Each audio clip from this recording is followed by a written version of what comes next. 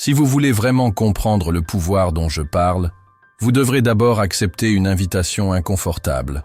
Abandonnez l'illusion que vous êtes aux commandes, non seulement de votre routine ou de vos décisions, mais de l'intrigue même qui vous entoure.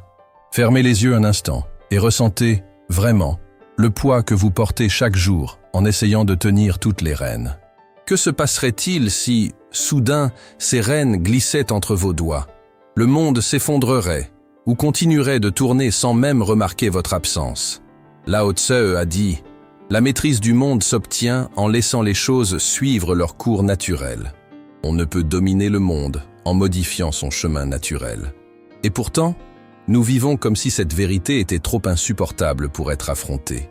Nous sommes les enfants d'une civilisation dépendante du contrôle, et nous avons grandi en croyant que nous ne serions respectés que si nous commandions, comme si la vie était un combat constant contre une rivière qui insiste pour suivre son propre cours. Regardez autour de vous. Au travail, chacun de vos mouvements est enregistré, chaque pause chronométrée, chaque distraction notée. Les outils qui devraient élargir notre liberté sont devenus des dispositifs silencieux de surveillance. Les gouvernements s'efforcent de suivre leurs citoyens. Caméras dans les rues, traces numériques surveillées, projets de systèmes qui transforment le comportement en points, comme s'il était possible de mesurer la dignité humaine en chiffres. Ironiquement, l'une des idées les plus contrôlantes est née sur la même terre qui a vu naître le taoïsme, philosophie dont le cœur est l'abandon, la confiance dans le flux et la spontanéité de la vie. Quel paradoxe!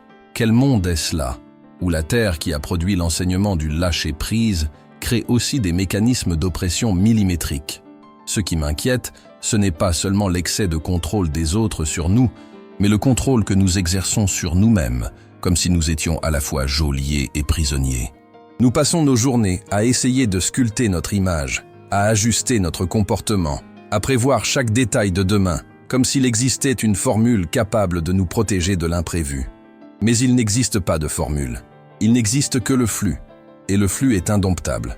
Pourtant, nous insistons pour nager à contre-courant. Nous appelons cela de l'effort, de la détermination, du « ne pas abandonner ». Mais est-ce vraiment de la force que de lutter contre l'inévitable? Ou bien n'est-ce que de l'entêtement déguisé en vertu? La sensation de contrôle agit comme un sédatif. Elle nous apaise parce qu'elle nous donne l'illusion que nous savons ce qui va arriver. Mais, comme toute drogue, elle nous éloigne de la réalité. La vie est une succession d'instants qui ne demandent pas la permission d'exister. Un vent change de direction, et toute la carte que nous avons tracée devient inutile.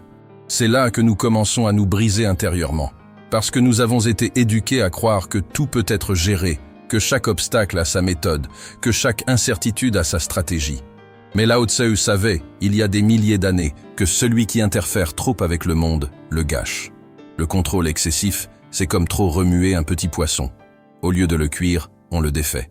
C'est peut-être pour cela que, dans les rares moments où nous lâchons prise, nous ressentons un soulagement presque physique. Vous souvenez-vous de la fois où vous avez cessé de convaincre quelqu'un de penser comme vous, et soudain la relation est devenue plus légère? Ou de ce moment où vous avez cessé d'essayer de prévoir ce qui allait arriver, et les choses se sont simplement réglées toutes seules? Ce n'est pas de la magie, c'est le cours naturel des choses qui trouve enfin l'espace pour se manifester. Le Tao n'a pas besoin d'être poussé, il a besoin de l'absence de résistance. Mais il y a une raison pour laquelle ce chemin est si rarement emprunté. Lâcher prise exige du courage.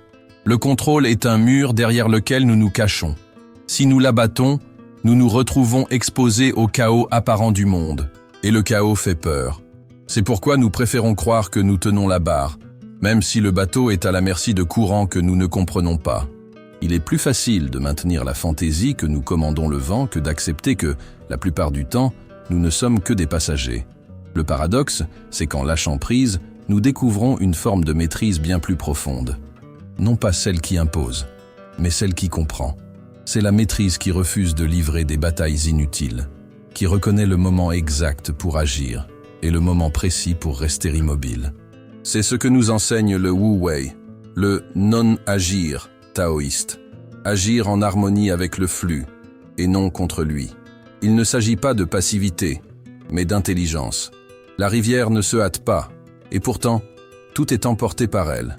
Je sais que cette idée provoque une résistance immédiate. Vous pourriez penser, Mais si je ne contrôle pas, qui va garantir que tout ira bien? La réponse peut être difficile à entendre. Peut-être que personne ne le garantira. Peut-être que tout ira bien n'est même pas le but.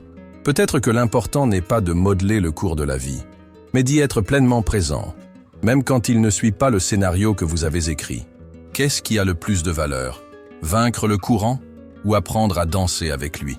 Et c'est à ce moment-là que l'enseignement de Lao Tse devient le plus dérangeant, car il nous oblige à affronter la racine de notre anxiété, notre refus d'accepter que nous ne sommes pas aux commandes. Tant que nous ne le reconnaîtrons pas, nous vivrons épuisés, comme des nageurs qui n'atteignent jamais la rive. Mais si nous avons le courage de lâcher la branche et de faire confiance à l'eau, nous découvrirons peut-être qu'elle a toujours su où nous mener. La question est, allez-vous continuer à vous accrocher jusqu'à ce que vos doigts saignent? Ou lâcherez-vous avant que la rivière ne passe sans vous? Il y a un moment dans la vie où l'on réalise que tout ce que nous avons fait pour contrôler les marées n'a pas empêché les vagues de venir. Peut-être que cette prise de conscience survient un jour ordinaire, assis à la table du petit déjeuner, les yeux posés sur la tasse, tandis que l'esprit revisite des décennies d'efforts. Et pourtant, se demande pourquoi tant de choses ont échappé. À 35, 50 ou 65 ans, peu importe l'étape. Il existe une étrange intimité avec le silence des pertes et avec le constat que ce que nous avons tenté de retenir avec le plus de force a souvent été ce qui s'est échappé le plus vite. Lao Tse appelait cela le Wu Wei, agir sans forcer, permettre aux choses de trouver leur propre rythme. Mais pour ceux qui ont été formés à croire que la vie est une bataille constante, cette idée sonne presque comme une reddition. Pensez aux relations que vous avez déjà eues. Vous souvenez-vous de cet ami qui semblait inséparable, mais qui, à mesure que vous essayez de le garder près de vous, s'éloignait en silence? Ou de cet amour qui semblait prometteur, jusqu'à ce que le besoin de contrôler le rythme, les réponses, les certitudes, étouffe ce qui aurait pu croître seul? C'est cruel à admettre, mais parfois la tentative de préserver est ce qui accélère la perte.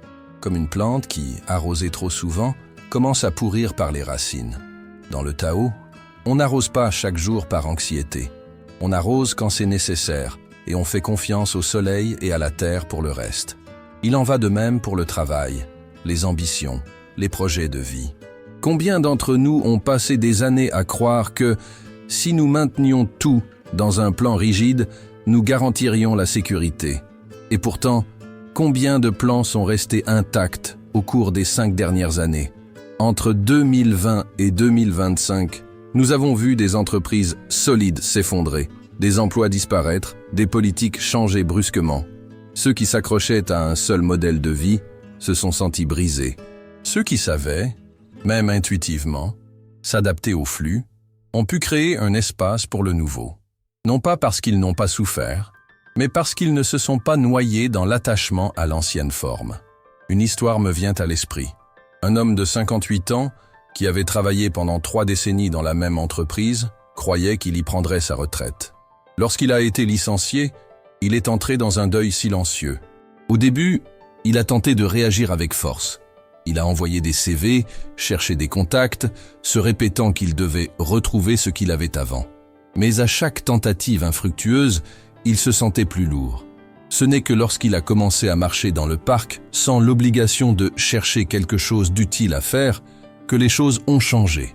Lors d'une de ses promenades, il a rencontré un groupe de personnes qui se réunissaient pour de petites actions communautaires. Sans s'en rendre compte, il a commencé à aider et de là est né un nouveau travail, complètement différent, mais qui lui a redonné un sens. Il ne l'a pas trouvé en poursuivant violemment un objectif. Il l'a trouvé parce qu'il s'est permis de ne pas lutter contre la marée. Le Wu Wei n'est pas l'inaction. C'est agir au bon moment, avec la bonne intensité. Et le plus difficile, savoir attendre quand ce n'est pas l'heure. C'est comme pêcher. Cela ne sert à rien de tirer sur la ligne toutes les quelques secondes pour voir s'il y a quelque chose. Vous lancez, vous restez attentif, mais vous laissez la rivière faire le travail. L'impatience ne fait que faire fuir le poisson. Et pourtant, nous vivons comme des pêcheurs impatients, tirant et relâchant la ligne sans cesse. Puis nous nous demandons pourquoi nous rentrons chez nous les mains vides. Peut-être que cette hâte a à voir avec la peur de la solitude, du vide. Les personnes introspectives et mélancoliques savent bien ce que c'est que de sentir que le silence pèse plus que l'on peut supporter. C'est pourquoi nous essayons de remplir chaque intervalle d'action, de messages, de réponses immédiates. Mais Lao Tse nous rappelle que le silence est une source de grande force. C'est dans le silence que la vie se réorganise, que les relations se réparent, que notre propre corps retrouve un nouvel équilibre. Lorsque nous interrompons ce processus par peur, c'est comme ouvrir le four toutes les minutes pour voir si le pain lève. Il retombe avant de grandir. Le monde de 2025 ne facilite pas cet abandon. Nous sommes bombardés de notifications, de métriques, de comparaisons. C'est comme s'il y avait un courant souterrain qui disait que si nous ne faisons rien maintenant, nous prenons du retard. Mais peut-être que le véritable retard, c'est de vivre en réagissant à cet appel incessant. Peut-être que la véritable sagesse consiste à dire non, à ne pas répondre immédiatement, à permettre à certaines réponses d'arriver seules. Regardez la nature. La rivière ne pousse pas les pierres pour se frayer un chemin. Elle les contourne. L'arbre ne tire pas sur ses feuilles pour qu'elles poussent plus vite. Il attend la saison. Le Tao n'est pas pressé. Et pourtant, tout arrive.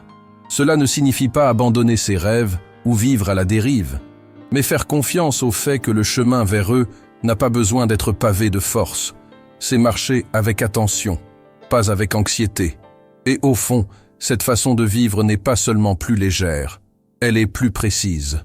Parce que lorsque vous lâchez prise, vous commencez à percevoir des signes qu'un contrôle excessif masquait. Un regard qui autrefois serait passé inaperçu, une opportunité qui semblait petite, une conversation qui ouvre des portes. Ces choses ne se produisent pas au rythme de notre volonté. Elles se produisent au rythme du monde. Et quand nous sommes attentifs mais pas anxieux, nous pouvons les voir. Peut-être êtes-vous arrivé jusqu'ici en portant une vieille fatigue, ce sentiment d'être toujours en train de courir sans jamais arriver. Peut-être avez-vous déjà ressenti que plus vous essayez de tenir, plus les choses vous échappent. Et peut-être vous demandez-vous s'il vaut la peine de continuer ainsi. Lao Tse nous a donné la réponse il y a des siècles, mais vous seul pouvez décider de l'entendre. Le Wu-Wei n'exige pas que vous abandonniez tout, seulement que vous cessiez de lutter contre ce qui est déjà en votre faveur.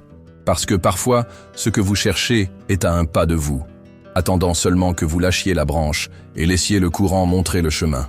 Il arrive un moment dans la vie où l'on comprend que la résistance n'est pas un geste de force, mais une prison. Pendant des années, vous avez peut-être été fier de ne pas céder aux circonstances, de nager à contre-courant, de rester ferme, même lorsque tout autour de vous changeait. Et pourtant, il suffit de regarder en arrière pour constater combien d'opportunités ont été perdues dans ce processus. Combien de rencontres n'ont jamais eu lieu, combien de chemins sont restés fermés, combien de chances de légèreté ont été échangées contre une fidélité obstinée à ce qui ne servait déjà plus. Lao Tse disait « L'homme flexible est comme le bambou. Il se courbe devant le vent, mais ne se brise pas. Et pourtant, nous vivons comme des arbres secs, rigides, croyant que l'immobilité est synonyme de stabilité. Le monde de 2025 a rendu cette rigidité encore plus tentante. Les changements surviennent à une vitesse qui semble nous menacer chaque jour. Technologie remplaçant des fonctions humaines, marché montant et descendant comme des vagues nerveuses, valeurs sociales se transformant en quelques mois. Ceux qui tentent de s'accrocher à un point fixe ressentent le poids de cette marée. Mais voici la provocation. Est-ce vraiment le monde qui va trop vite ? Ou sommes-nous simplement en train de mesurer le temps avec le mauvais rythme ? Si nous arrêtions de vouloir contrôler la direction, nous découvririons peut-être que le courant a toujours su où nous mener. Cette résistance ne se manifeste pas seulement dans le travail ou dans la vie pratique, mais aussi dans la relation que nous entretenons avec notre propre essence. Combien de fois avez-vous combattu un trait de votre personnalité parce qu'il n'était pas idéal ? Une personne réservée essayant de se forcer à être expansive. Un esprit créatif tentant de se plier à la logique froide d'un environnement qui ne valorise pas l'imagination. C'est comme si nous avions peur que nous accepter nous-mêmes nous limite, alors qu'en réalité c'est l'inverse. Le flux qui vient de l'intérieur est la force la plus durable que nous puissions avoir. N'est-ce pas ce que l'on ressent lorsqu'on rencontre quelqu'un qui vit en accord avec lui-même ? Une sérénité qui ne dépend pas de ce qui se passe à l'extérieur. Mais alors surgit la question à laquelle vous ne voulez peut-être pas répondre. Qu'avez-vous peur de perdre si vous lâchez un peu plus ? Est-ce le statut ? La sécurité que procure la prévisibilité ? Ou la peur de ne pas savoir qui vous serez sans le poids de la résistance? Si vous le souhaitez, partagez-le dans les commentaires, non pas comme une confession, mais comme un témoignage que ce combat n'est pas le vôtre seul. Nous portons tous, de différentes manières, l'attachement à quelque chose qui aurait dû être laissé derrière. Dans le Tao, le changement n'est pas perçu comme une menace, mais comme un cycle. Jour et nuit, marée haute et marée basse, été et hiver. Aucune de ces transformations ne vous demande si vous êtes prêt. Elles se produisent simplement. Lao Tzu nous rappelle que ce qui est souple vainc ce qui est rigide. Cela peut sembler contradictoire, mais c'est la malléabilité qui garantit la survie. Pensez à l'eau. Elle contourne les pierres, s'infiltre dans les fissures, s'évapore et revient sous forme de pluie. Elle ne lutte pas contre l'obstacle, mais ne disparaît pas non plus à cause de lui. Et, au final, c'est l'eau qui façonne la pierre, et non l'inverse. Avez-vous déjà vécu quelque chose de semblable?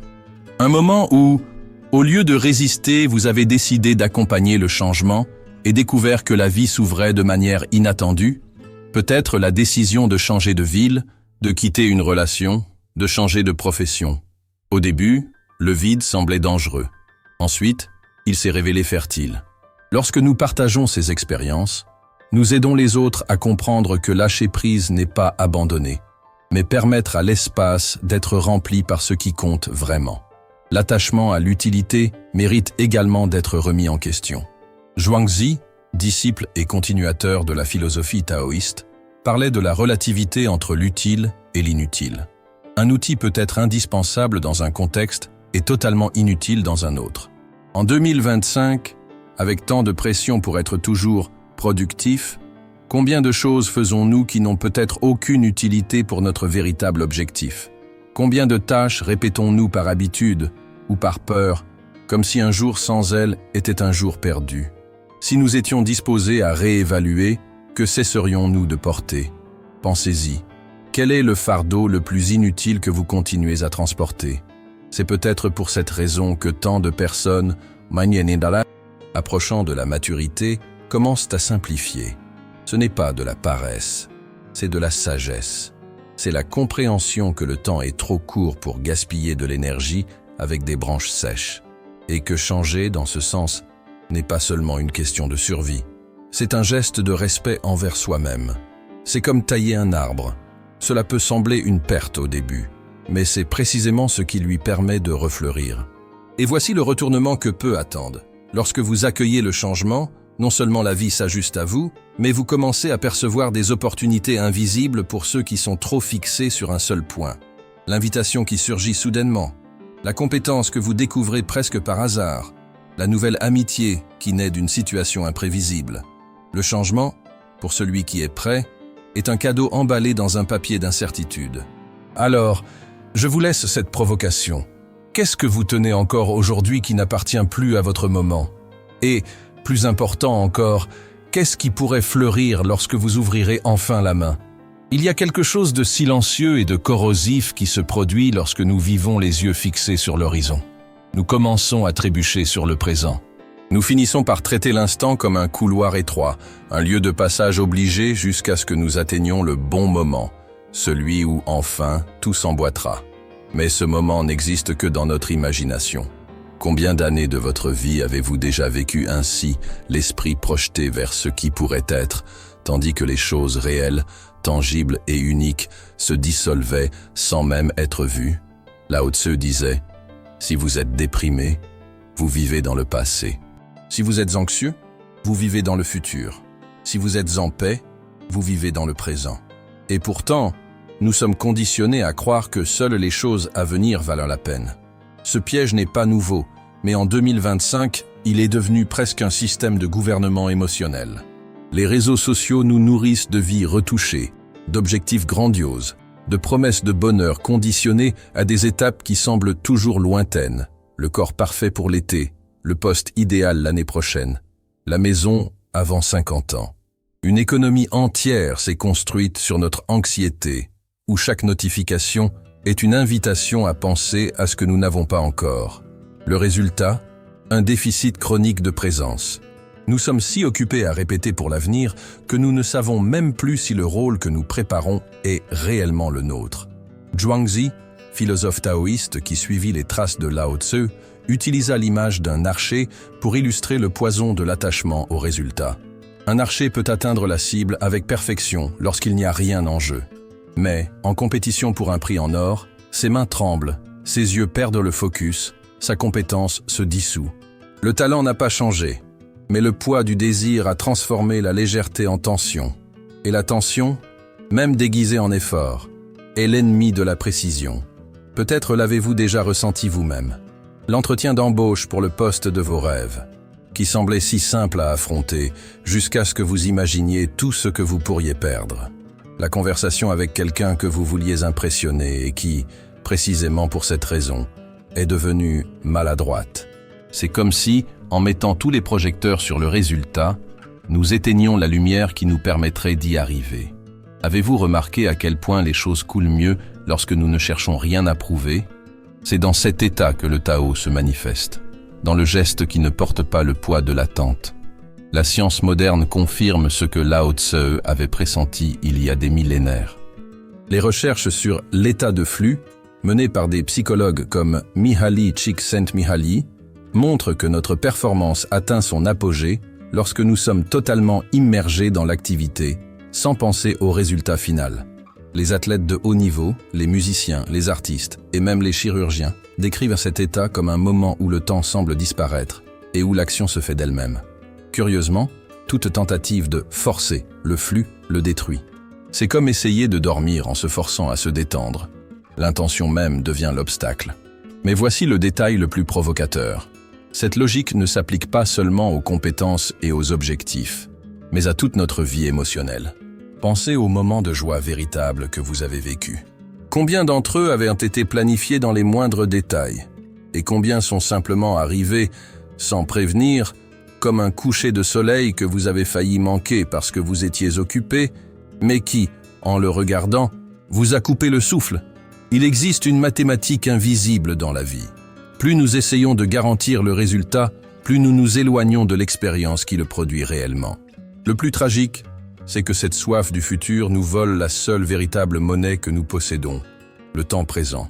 Des études de psychologie comportementale montrent que, lorsque nous sommes mentalement absents du moment, la perception de satisfaction chute drastiquement, même dans des situations objectivement positives. Nous pouvons être à un dîner entre amis, mais si nous sommes préoccupés par la réunion de demain, le souvenir de ce moment sera vidé de sa substance, comme s'il n'avait pas été vécu pleinement. Et combien de fois avez-vous déjà regardé en arrière et réalisé que vous n'aviez pas profité de quelque chose, parce que vous étiez trop occupé à penser à ce qui allait suivre?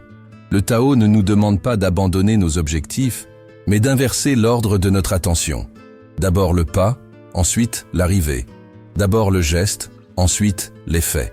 La rivière ne coule pas en pensant à la mer, elle coule simplement, et c'est ainsi qu'elle y arrive. Lorsque nous nous autorisons à être dans ce rythme, quelque chose change dans notre manière de percevoir et d'agir. Les décisions deviennent plus claires, non pas parce que l'avenir est garanti, mais parce que le présent est entier. Peut-être que la résistance à cette idée vient de la peur de perdre le contrôle, de croire qu'en nous concentrant sur le présent, nous laisserons échapper ce que nous devons absolument atteindre. Mais voici le renversement. C'est précisément l'anxiété pour demain qui nous pousse à commettre les erreurs qui le compromettent. Combien d'affaires sont conclues dans la précipitation? Combien de mots sont prononcés sous le coup de la peur? Combien de choix sont faits, non pas parce qu'ils étaient les meilleurs, mais parce que nous voulions accélérer le dénouement? Et si ce dénouement, au final, n'était pas celui que nous attendions? Lao Tzu savait que la vie ne se plie pas au calendrier. En nous apprenant à vivre sans attachement aux résultats, il ne prônait pas la passivité, mais la lucidité. Être présent, ce n'est pas s'arrêter, c'est marcher les yeux ouverts. C'est permettre à chaque pas d'avoir de la valeur en lui-même, et pas seulement comme moyen d'atteindre le suivant. C'est accepter que ce qui nous transforme, ce n'est pas la destination, mais la manière dont le chemin nous façonne. Alors peut-être est-il temps de vous demander, combien de jours avez-vous vécu comme la répétition d'un futur qui ne vient jamais? Combien de moments précieux ont déjà cessé d'exister parce que votre esprit était trop occupé par ce qui allait suivre? Et si ce plus tard n'est pas comme vous l'imaginez. Aura-t-il valu la peine de sacrifier le présent? Il existe un moment, presque toujours silencieux, où l'on réalise que la course ne mène nulle part. C'est comme se réveiller au milieu d'une route et comprendre que l'on a passé des années à accumuler des bagages pour un voyage qui, peut-être, n'avait même pas besoin de valise. À cet instant, la question n'est plus « qu'est-ce qu'il me reste à conquérir ?» mais « qu'est-ce que je suis prêt à porter dorénavant ?» La vie ne mesure pas la valeur à la quantité de choses que l'on parvient à retenir, mais à la légèreté avec laquelle on parvient à marcher. Lao Tse disait « Celui qui sait qu'il a assez est riche ». Et peut-être est-ce là la richesse la plus difficile à reconnaître, car le monde s'obstine à nous convaincre que ce n'est jamais suffisant. L'excès est séduisant. Au début, il ressemble à une récompense, un signe de succès. Plus de titres, plus de biens, plus de conquêtes. Mais chaque ajout apporte avec lui un poids invisible.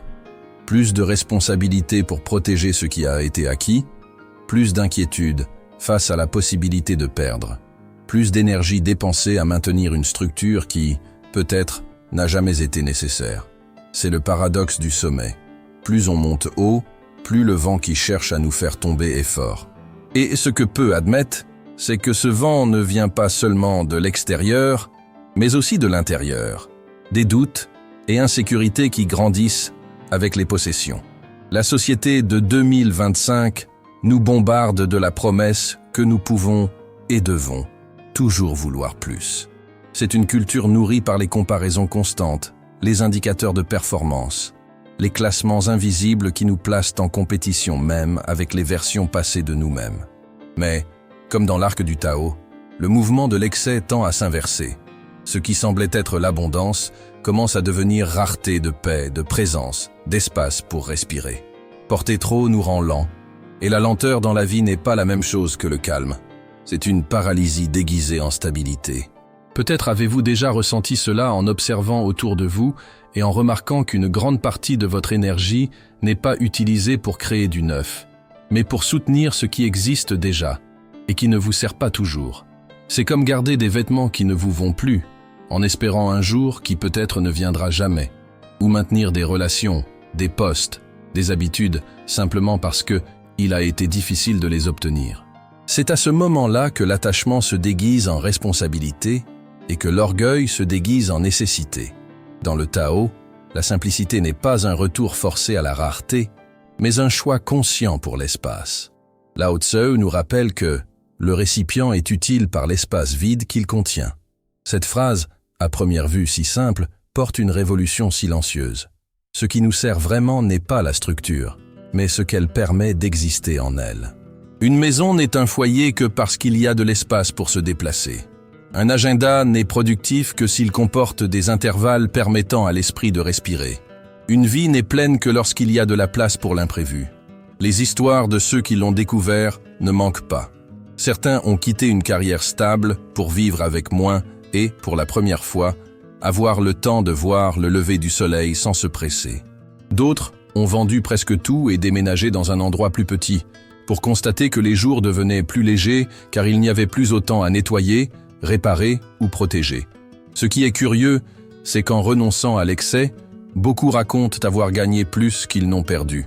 Non pas en biens matériels, mais en clarté, en énergie et en connexion avec eux-mêmes. Le fait est que l'excès n'a pas besoin d'être seulement matériel. Il peut se trouver dans la quantité de pensées que nous nourrissons, d'inquiétudes que nous répétons, de dialogues intérieurs qui ne mènent nulle part. L'esprit accumule aussi, et peut-être que son poids le plus lourd se trouve précisément dans ce qui ne peut pas être touché. C'est là que le détachement devient plus difficile, car il n'y a ni tiroir à vider ni objets à donner. Il y a seulement la décision d'arrêter de nourrir certaines histoires.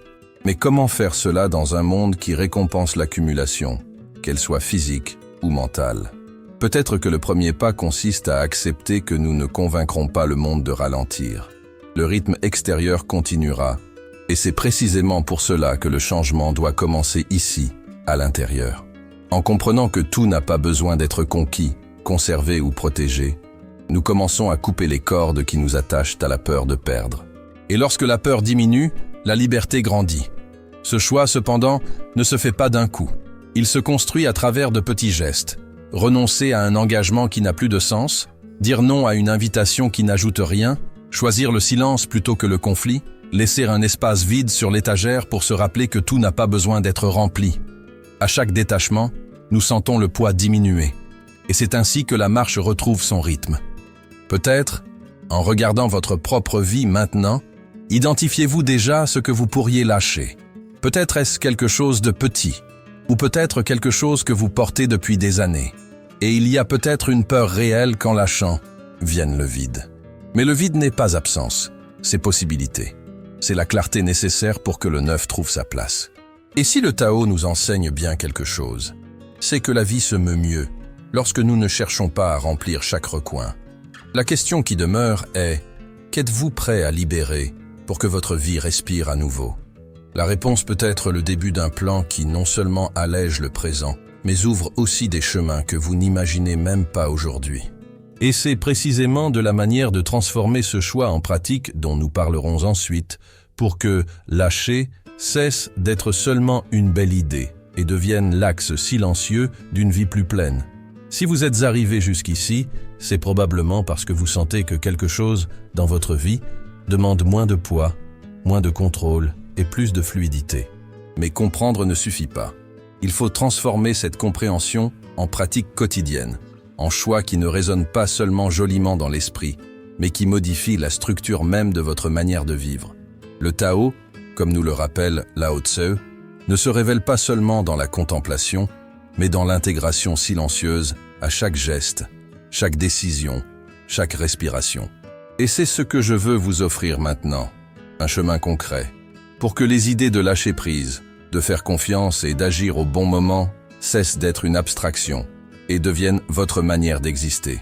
La première étape est de rééduquer votre regard. Passez une semaine entière à vous observer attentivement, en identifiant dans quelle situation l'impulsion de contrôler se manifeste le plus fortement. Ne jugez pas, constatez simplement. Vous pouvez noter sur votre téléphone ou dans un carnet. J'ai essayé d'intervenir ici. Je n'ai pas pu attendre là. J'ai ressenti de l'anxiété quand les choses ont échappé à mon plan. Cette conscience est la base de tout, car on n'abandonne pas ce que l'on ne reconnaît pas. La deuxième étape consiste à créer de petits défis de non-intervention. Choisissez quelque chose de simple, une conversation, une décision domestique, un moment d'attente, et écartez-vous consciemment de la nécessité d'en modeler le résultat. Laissez une autre personne mener, laissez le temps agir, laissez la réponse venir lorsqu'elle doit venir. Au début, cela peut être inconfortable, comme lâcher le volant quelques secondes, mais c'est ainsi que l'on apprend à faire confiance au cours naturel des choses. La troisième étape est de simplifier votre environnement, non seulement pour l'esthétique, mais pour qu'il reflète et soutienne votre intention intérieure. Retirez de votre maison ou de votre lieu de travail ce qui n'a plus d'utilité. Objets, papiers, vêtements, voire engagements. Tout ce qui occupe un espace physique et mental sans réelle raison affaiblit l'énergie qui pourrait être consacrée à ce qui compte. Il est impressionnant de constater à quel point libérer de l'espace à l'extérieur affecte presque immédiatement l'espace intérieur. La quatrième étape consiste à instaurer des rituels de présence. N'attendez pas les moments extraordinaires pour pratiquer. Transformez les activités simples en ancre pour l'instant présent. Boire un café sans consulter son téléphone. Marcher en prêtant attention aux sons environnants. Cuisiner en ressentant l'arôme et la texture des aliments.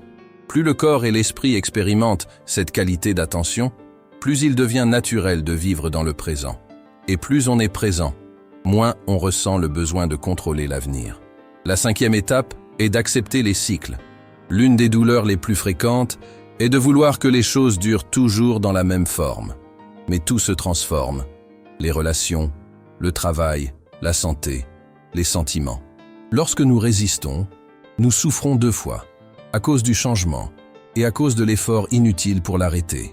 Pratiquer le Wu Wei, c'est observer le cycle et agir en harmonie avec lui. Cela peut signifier intensifier quand le flux est favorable et reculer quand ce n'est pas le moment.